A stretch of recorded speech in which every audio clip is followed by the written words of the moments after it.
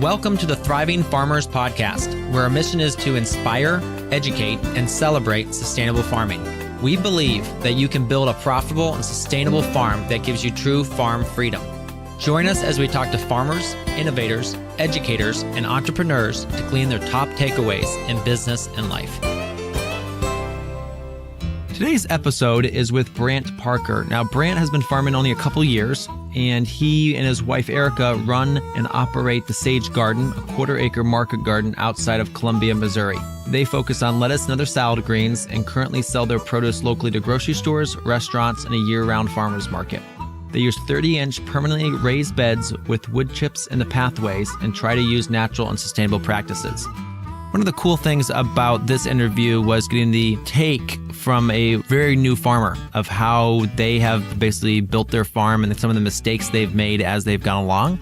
So we talked about, weed control. We talked about managing cropping and how a lot of times it's best to start off smaller and kind of scale up instead of starting with more acreage and learning the hard way that's a lot to manage. So hope you enjoy this episode and always looking forward for feedback.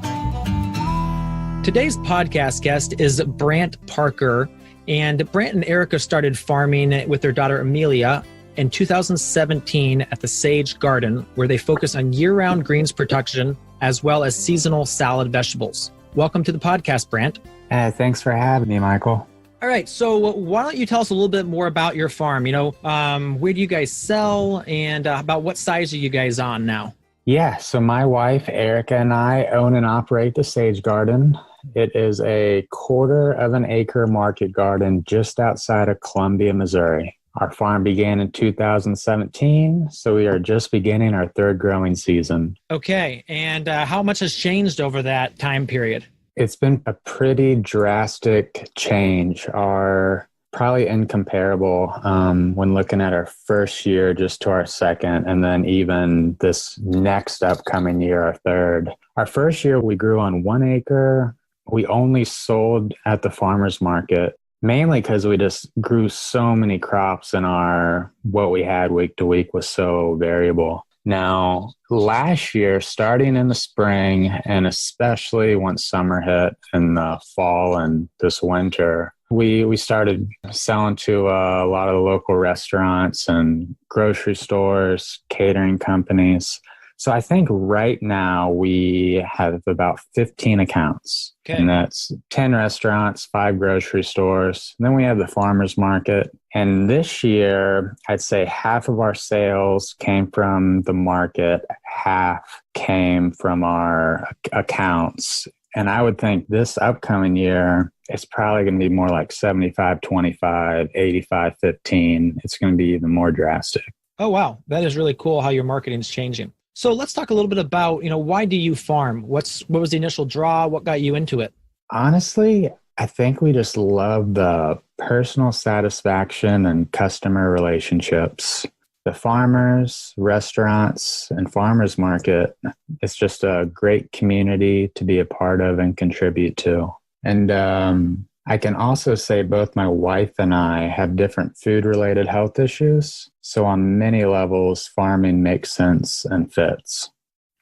Yeah, I know that is such a key point as you start to get down that road of understanding food systems and your own health. And then you're like, well, I want to share this with other people in my community. So yeah, that's one thing for us too, that we really definitely, my wife and I both have different alternative diets, as you were to say. And so having our own food supply and working one-on-one with farmers is key for our health. Yeah, I completely agree. Yeah. All right. As a farmer, and especially as a beginning farmer, there's endless tasks to be done. How do you make sure to focus and tackle the most vital priorities each day? Because there's always that one more thing that can be done.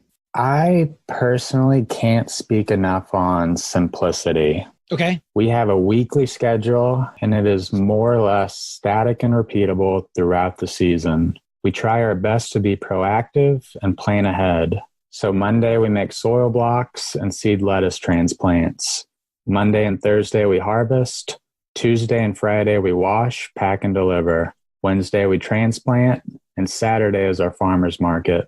And that's a big portion of our time and the majority of our task.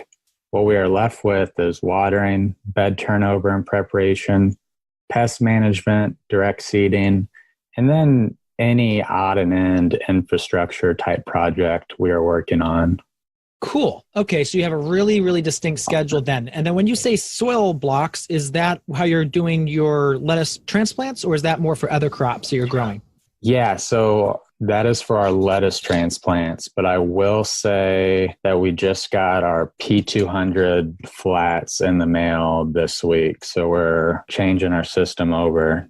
We realized the soil blocks was one of our big bottlenecks just in the time, you know. Yeah, it does make a beautiful transplant, but there's so much time in putting those together and making sure the mix is the right moisture content and all of that. And when you were doing that, were you doing like 1 inch or 1.5 inch blocks for those lettuce transplants? You know, there's 3 sizes and it's the middle size. So is that? Yeah, I think that would be probably, it's like a 4 long kind of mold. Okay, so it's a little bit smaller than that one. So I guess it's the 1 inch. Okay, yeah, that's probably what it is. Cool. Yeah, that's really interesting. And it seems like it worked because you had beautiful greens all summer, but obviously it's the time aspect which is really causing that bottleneck. Yeah, I think the only thing I could complain about was the time. But last year it was great for us. So yeah. Cool. All right. So let's talk about when you began your farm. What do you feel like were your biggest mistakes? And then what would you do differently if you were to like backtrack about 2 years ago when you're starting over again? I jumped into farming a little too quickly. Okay. So being a new husband and father, farming was a lot to take on, and it took a little too much of both my time and energy. I'm still trying to find that work-life balance. It isn't that I regret starting the farm with little experience, because I think we have learned and adapted very quickly.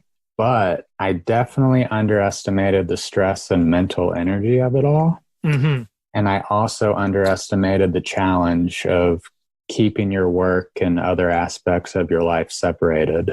Yeah, I know that can be a challenge. So then, obviously the mental energy too was big there. Would you say that you started by growing too fast or, trying to do too much or? Yeah, it was a lot of things, but I don't know if it was just being new business owners, my wife and I had just gotten married and then our daughter Amelia, but we probably started too quickly and we just put in a lot of time in areas that weren't making us any money, like, weeding, anything you'd consider waste, I suppose, or inefficient. We were spending a lot of time on that. So it was we were just exhausted, physically and mentally. And we didn't have our processes down or even our day-to-day schedule, or at least I didn't. So it was very much late hours, forgetting to do something and having to go back at night to complete it. Just all that stuff that is not sustainable. Yeah, no, I definitely get that. So tell us about who your mentors have been over your farming career and how it's helped you become the farmer you are today. Honestly, all aspects of our farm have been adapted from other farmers, whether from conferences, classes, farm tours, or books. Our year-round lettuce production model is from Ray Tyler at Rose Creek Farms, from his conference as well as his online course. We designed our wash and pack station after watching one of Curtis Stone's videos, which I know can ultimately be traced back to you. Our permanent bed design and maintenance is from JM's book, minus the BCS tractor. And Ben Hartman's lean methodology has been very influential. Finally, we first saw and experienced wood chips being used in the walk paths on a market garden scale from a farmer's workshop in the area. Cool. So tell me a little bit more about some of that. So the wood chips, do you use those in all your paths? How do you make that work for you? Yeah, so where we're growing now was this originally grass. And to create the permanently raised beds, I actually trenched the walk paths, okay, 1.5 feet deep. And so all that dirt went on the beds. In those walk paths, we filled them in with wood chips. So it was a lot of wood chips actually, but Yeah. So would you say your land is really clayish? Is that why you did that? Or are you trying to look more adding a lot of organic matter and water storage down there? Honestly, I just enjoy the aesthetics of it, of the wood chips, the weed control, but there is a lot of clay, and I love the idea of just the wood chips is kind of like long-term compost and fertility in a way. And then also if the huge heavy rain comes, the wood chips just absorb a lot of it. So it takes just a lot of the weather fluctuations out, I suppose. Yeah, and especially where you guys are located there in Missouri, you guys do tend to get some of those larger rain events, which can really, just drop a tremendous amount of moisture and cause a tremendous amount of flooding or runoff if you're not able to manage that. So that's a really interesting way you've done that and super cool. Yeah, so wood chips in our walk paths. We have a lot of compost on our bed, and we've added a lot these first couple of years, just trying to get the soil texture right primarily. So it's very compost heavy. We're a more or less no-till farm. Okay. So I think that's what keeps the walk paths clean. I feel like some of the other farmers doing wood chips, their issue is like the soil gets kicked into the walk path a lot from tilling or preparation, and then weeds grow. But we only broad fork them just to bed prep. Okay, so you broad fork and then let's say use a tilther or use a rake or something, or how does that work? Oh, so we broad fork and then compost and then just rake that out. And that's been a fine enough texture for us to plant in. Oh, wow. So very no-till. Yeah, no. And the pictures on your website and not your website, your Facebook page are beautiful. So it's really working for you guys. So that's really super cool. Thank you. Well, it's amazing what Photoshop can do, Michael. No, I'm just messing with you. I'm really happy with how our garden looks, and just the weed control and some of those different aspects have just made farming so much more enjoyable, Yeah. So let's move on. If there was a magic reset button as it relates to starting your farm, what systems would you go back and put into place sooner rather than later? And it sounds like the wood chips is one of those that seems to have really worked for you guys. What else would you think that you'd do? That's a little tough for me to answer because I think we have been pretty fortunate with our farm and timing and how quickly we've adapted. Okay. We quickly settled on focusing on our production on salad mix. And that was the end of 2017 when we made that decision. So really, we started planting lettuce each and every week the following year. And by the time it was ready to be harvested, we had the restaurants, grocery stores, and farmers market customers ready and excited to buy it. And here we are today. Now, I will say, with that said, we always seem just a step behind on our infrastructure. Okay. There's only so long you can store produce for the farmer's market and yours in your neighbor's fridge.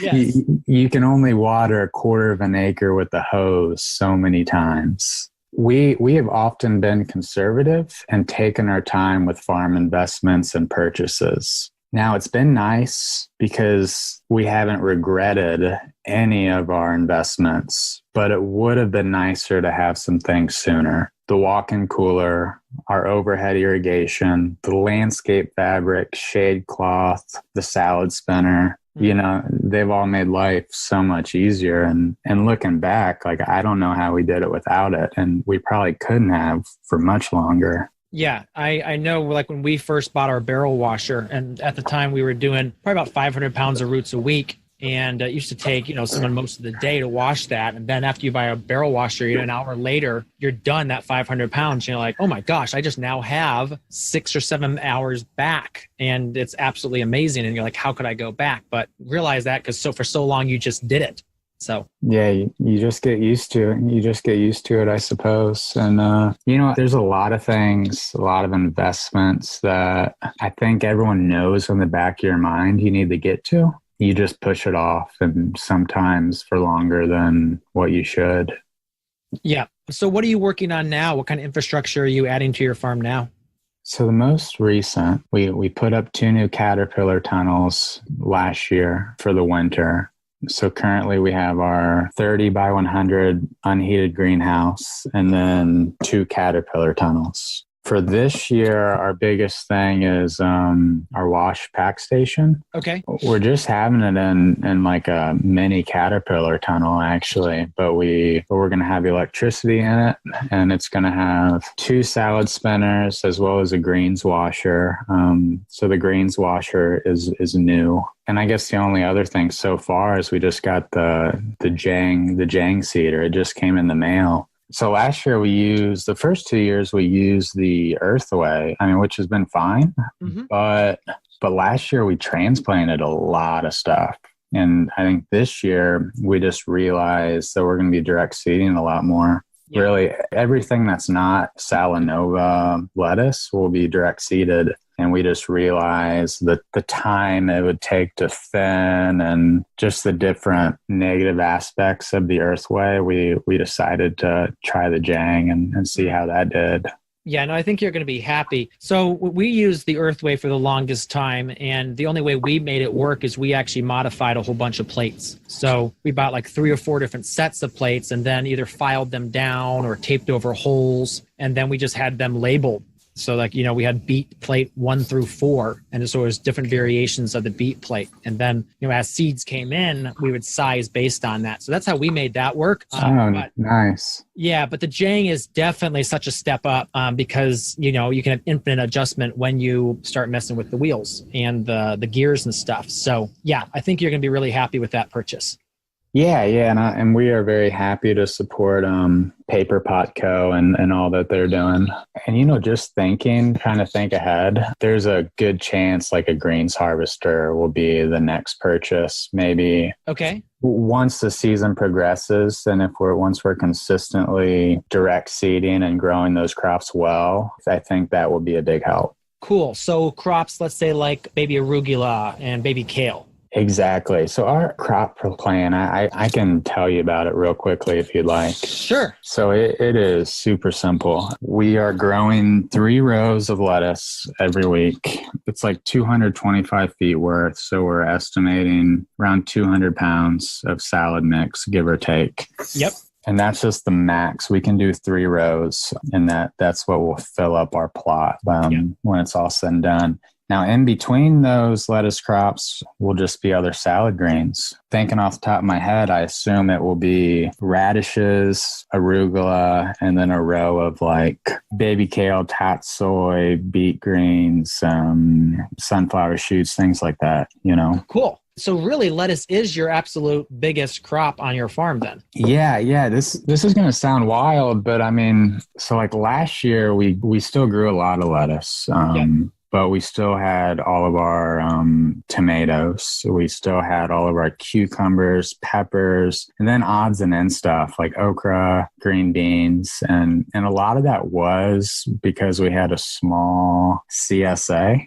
Okay. Yeah. That we kind of hashed out really before we realized that we need that space for lettuce. Okay. But anyways, this year we're like all that stuff, even tomatoes, peppers, cucumbers. We're not growing them. Now, that's not to say we won't again down the road, because I know how profitable they are if grown well. But in my mind, since we have the market for lettuce and salad mix, I want to get as good at growing at that as I can and max out that market before venturing back. And if we ever do, and if I can add one more thing, that 225 pounds of salad mix, and I assume it'd be a little bit more than that if we added any of our auxiliaries with it. But honestly, that's accounted for. Like, that's sold. Wow. So when you're thinking about expanding, like if we had more space, let's say we went to a half of an acre, first and foremost, I'd grow more salad mix, and I'd probably grow it to I just keep on going till I realize I was hitting that max. Mm-hmm. And then even after that, then I'd move the head lettuce. Yeah. Because that's a whole different market. Head lettuce to clamshells to grocery stores.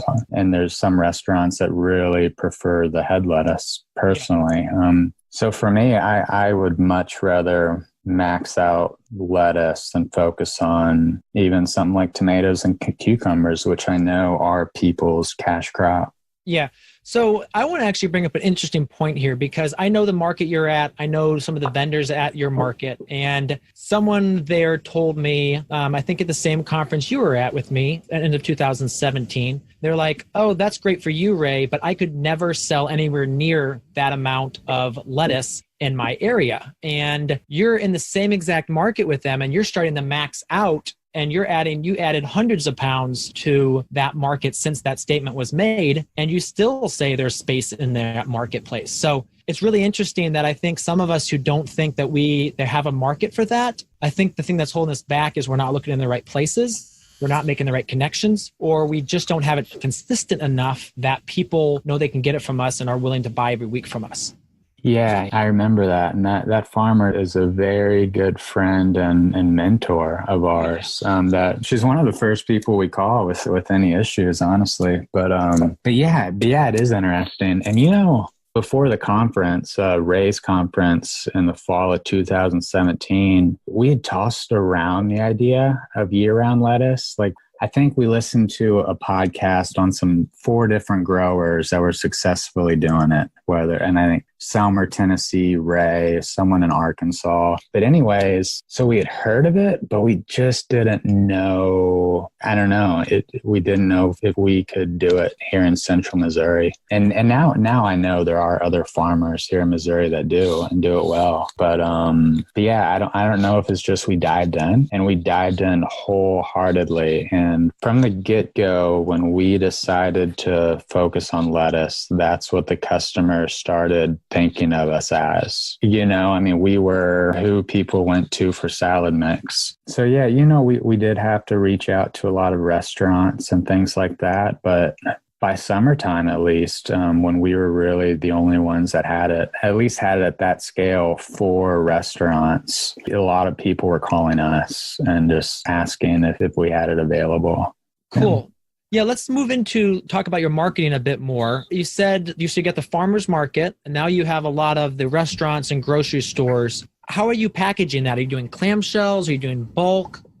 So we do a few different things, and I think it's pretty similar to what Ray does. For our 5 grocery stores, we do clamshells. We do our salad mix in clamshells, and I think it's 1/4 pound. Okay. For the restaurants, the most common order is around 10 pounds. And now it will go from 5 to 20 pounds. But the average for most restaurants is around 10 pounds, either once or twice a week. But for them, we actually will pack it in our totes, and it has our name on it, and we just leave it with them. And that next week or that next delivery, we swap out. Okay, cool. And finally, sorry for interrupting, our farmers market, we do 1/4 pound bags as well, but we just do the clear bags with zip ties. Gotcha. Okay. Now tell me about the restaurants you're dealing with. Are they all in that Columbia area, or you guys have to travel further? They are all in Columbia or just outside, so the drive isn't far. There's a lot of really good local restaurants in Columbia, and a lot of new ones. Now, I would say, and I don't know if this is recent or this has been going on for a while longer, but everyone seems really interested in buying local. They support the farmers. And the chefs and restaurants, everyone is just very active in the community. So I could probably mention this now. Even prior to officially selling our product to them, to the chefs, we knew them all. And we were still, we'd still see them every week, whether it's at the farmer's market or potlucks or pop-up food events. So it was pretty easy to market. It wasn't, by no means, it was cold calling. It was very much natural. So even 6 months, let's say, before we planted our first lettuce seed, we'd already talked to most of the chefs that buy from us now just to see if they were interested, will you buy local lettuce, or are you happy getting it off the truck? Is there other vendors that do it year round? Because we don't want to take from them If you currently don't have a supplier, we would love to. We would love to try our best to be that person. So when we finally got our product, it was more just following up, Yeah.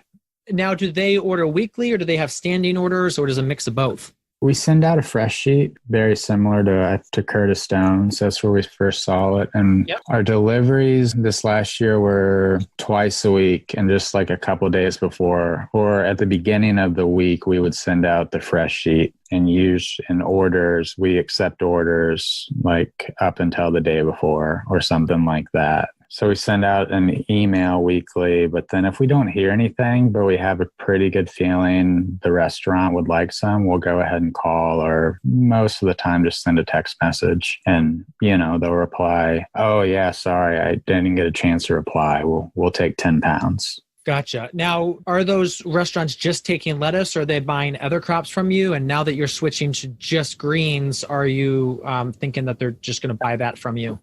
It's mostly been all lettuce, and the only exception would have been our cucumbers and tomatoes last year. We sold a lot of our heirloom tomatoes and cherry tomatoes to the restaurants. But this year, I'm a little curious. I'm curious about a few things. Yep. I'm curious if the restaurants would be interested in just the lettuce mix or if they'd be happy with the auxiliaries. I think best case scenario, if they would like the mix of everything, that would be the best case scenario on our part. But our plan is to just sell lettuce to them, to the restaurants and grocery stores, and the farmers market will kind of be what's left. So the majority of the auxiliaries, and especially the radishes, that will all be for the farmers market, I assume. Gotcha. Okay. That's really cool. And it's amazing how rapidly you've scaled that to that amount of lettuce, and especially in one city in the middle of Missouri, which is not particularly known for wanting to buy local. So I think, we have reached a point in the US at least where the Midwest is now interested in buy local. And as long as you present yourself well and have those relationships, that you've developed over the years.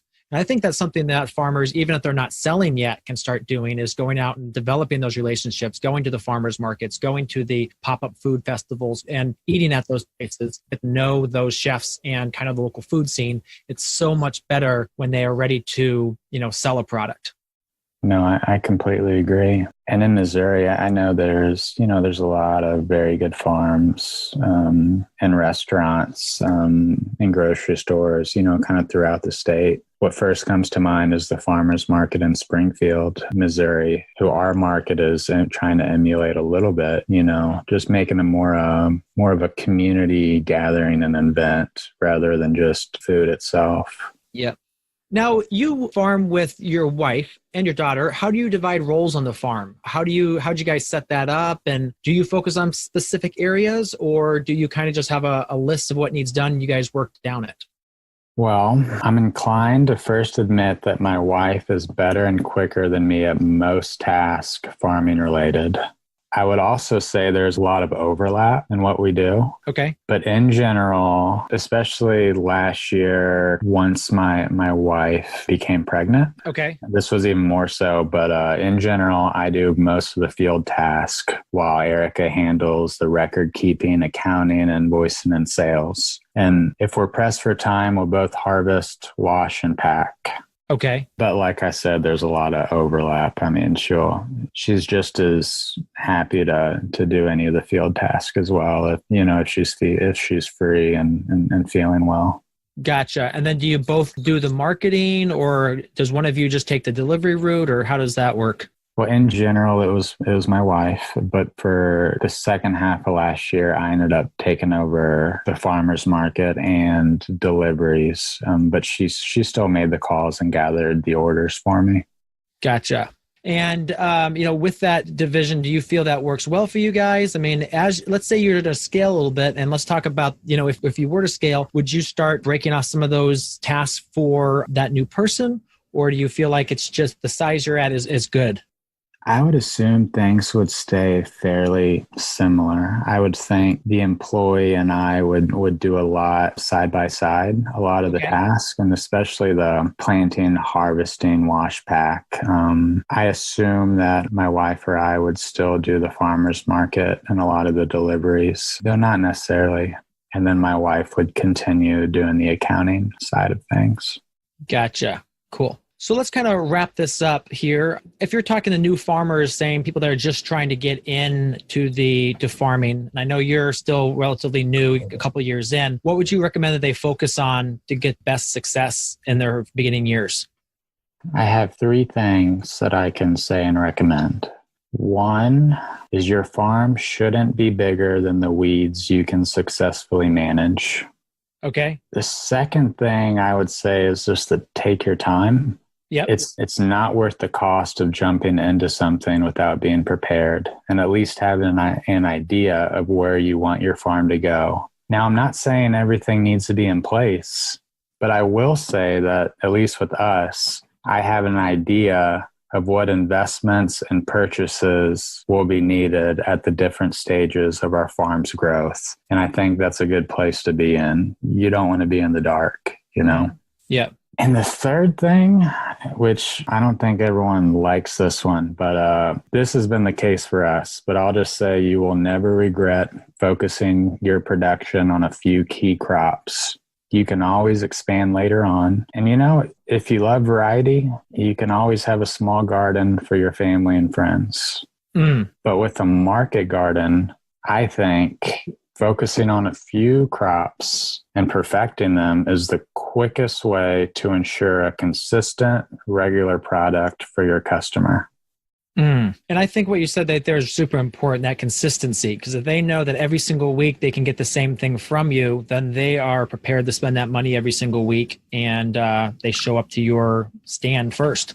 Yeah, to me, it's the only way. I mean, especially with restaurants and grocery stores, for sure. So if you could pick one, what would be your favorite farming tool?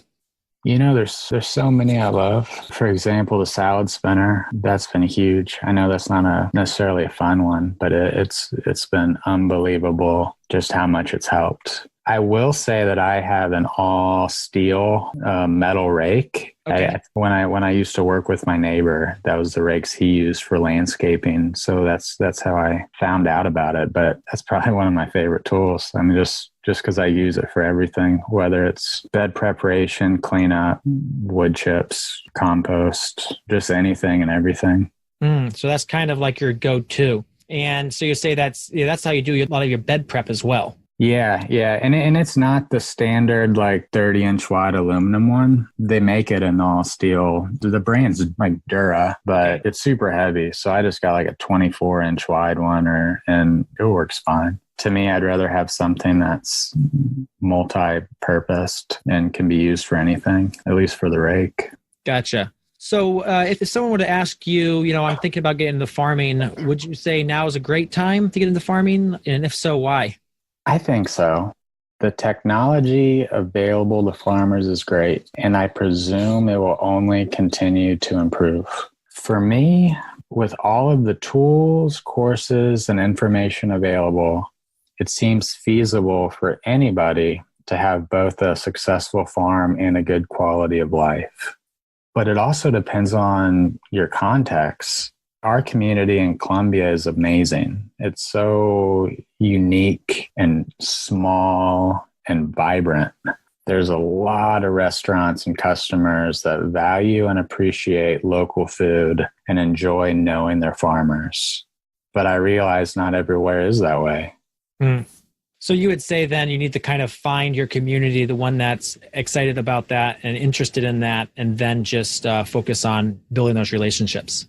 Yeah, and I'm sure you probably know this more than anyone, but there's a million different ways to run a farm. And you've probably seen successful farms in every city, town possible, I mean, so it probably just depends on how creative you want to be and how creative you can be for if it will work for you. Yeah, no, I think you're right. And obviously, as you said, the hardest part of a lot of farms is that marketing side. And yeah, I mean, here in Ohio, a lot of people said, oh yeah, people aren't interested in local food. And we have several very vibrant farms near us within 15 minutes that are doing a great job and sell out of their CSAs. And we even have one farm that's traveling 2 hours to Columbus, where someone told me 6 months ago, oh yeah, there's nothing going on in Columbus. No one's buying local food. And it's such a strong market for this one farm. They're traveling 2 hours to get there. So I think it really comes down to, as you said, being really creative, looking for what the market wants, and two, asking, the farmers what they're doing and saying, okay, what other opportunities are out there in this community that people might be wanting to focus on and people wanting to eat? And then start asking customers too. One of the things we're actively doing right now is we're getting ready in the next couple of years to put our own farm together. And so right now we're doing a lot of market research, and there's a ton of opportunity out there. It just, as you said, you have to be creative. You have to kind of look at what's happening and how can I fit into that? And how can I start building a community and a tribe of people that want to purchase from me when I'm ready to sell them product? Well, Michael, you seem to be wearing so many hats already. I couldn't imagine you adding a farm to the mix.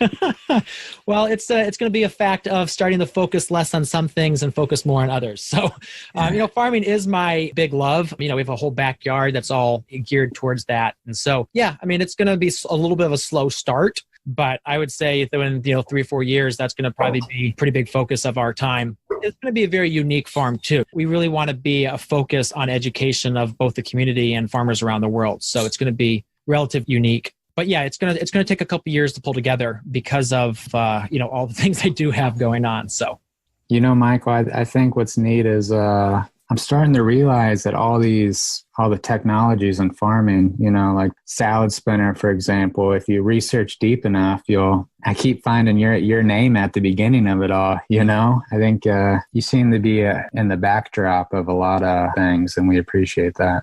Well, I just tend to geek out on things. I think that's my problem. But yeah, I love tinkering and geeking out. Again, it's kind of about how can we move this industry forward? And, just seeing some of the news articles that have come out recently, especially that one in China with the hogs, they're basically exterminating hogs because of diseases that are happening. And you feel such anguish for industry as a whole. And then you also see the effects of climate change that are starting to have, this last couple weeks with that massive deep freeze. And people are saying, well, it's not because of global warming. And it's because of climate change. It's because of the rapid depletion of organic matter in our soils, which cause massive changes. It's basically depleting the kind of buffer zone that we had. And, we're seeing that around the world. If you kind of bring that back, and that's kind of where my whole background comes from, this is, yes, I love growing food, but I also am worried about the world we're going to leave to our kids. And it's already getting scary. And so our goal as a company, and kind of where my personal mission is, how can we change that? And yes, it's a lot of the small scale, but it's also going to have to be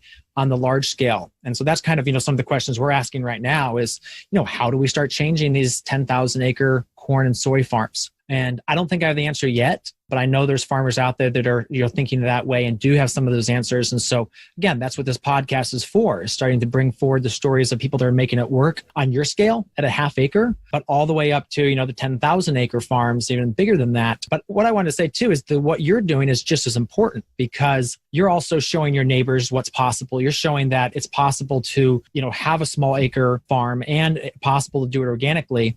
When it's funny, when we started farming upstate New York, we were the laughing stock of the neighborhood. The big farmers around us, they would come up and till our half acre plots with their big machinery. It took them longer to get there and longer to turn around than actually dig it and do the field work. But after a couple of years, they came back and were asking, what are you guys doing? What are you guys putting on your pastures? Because the hay keeps getting better every single year. And so being out there, being that example, even if it's only on a half acre, is incredibly important. And so, what you're doing is so important for our industry and our movement. And I can't wait to see what happens in, let's even 3-5 years down the road in, our community and your community and in the communities around the U.S. because of the steps we're taking today to move this industry forward.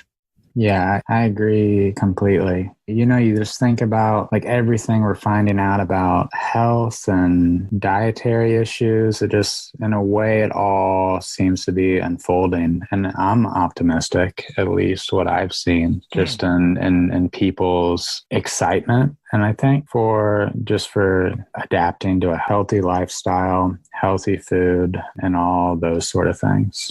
Yeah, and this podcast isn't necessarily about, the health side of it, but I'll completely agree with you because, up until a couple of years ago, I really wasn't that convinced that, our diet had that much to do with, obviously the whole aspect of eating healthily, but also really I've started to develop in the last year or two how much actual components of my diet made such a huge difference in how I feel as a person, and that every single person is a little bit different. So like my system right now is not really gluten and dairy are off the table. But when I cut those out, I was shocked at how that made me feel. And then, every so often I'll cheat and go back, and then how I feel after I add those back in. So I think, we are learning so fast at such a rapid pace now in the world about our diets and health in general. I think it's a great time to farm. It's a great time to be alive. And in the next 10, 15, 20 years, I'm just going to be really amazed at different things that are going to come out and help us basically move our food movement forward. So.